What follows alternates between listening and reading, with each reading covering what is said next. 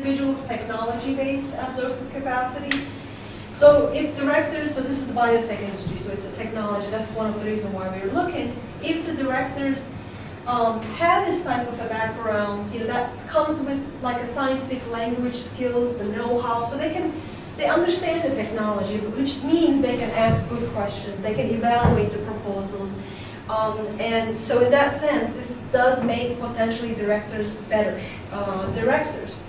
Now, of course, what we're asking is what would be the effect if both the CEO and the board have scientific educational backgrounds? Would the signaling effect become stronger or weaker?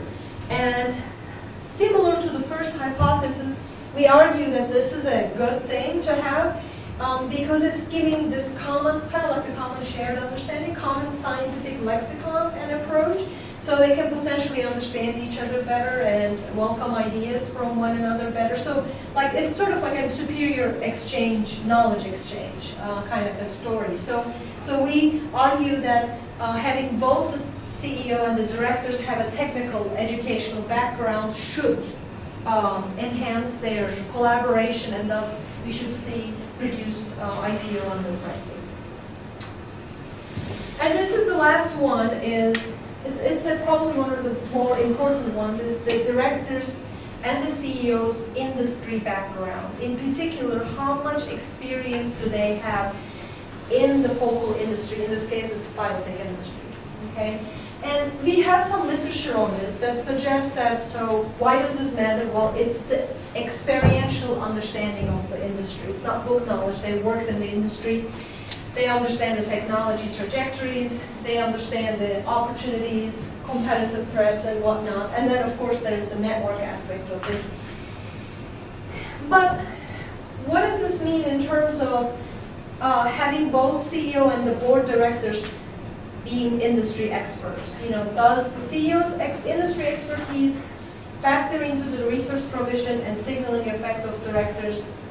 Would the board signaling effect become stronger? Are there any costs associated when both parties have this kind of expertise?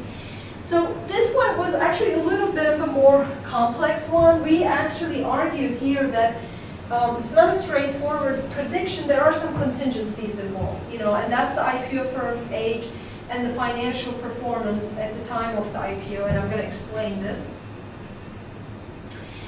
So for those companies that are younger, on average, like you look at the sample, those companies that are young tend to suffer from liability of newness. So what that means basically is that these firms, relatively speaking, they lack the resources, slack, and legitimacy of the older firms. They may not have established business ties.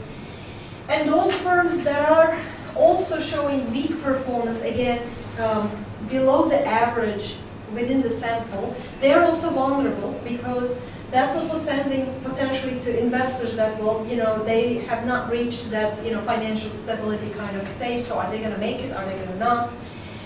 So these are the kind of companies, either through weak performance or liability of newness, there's elevated uncertainty, so they need stronger signaling. Okay?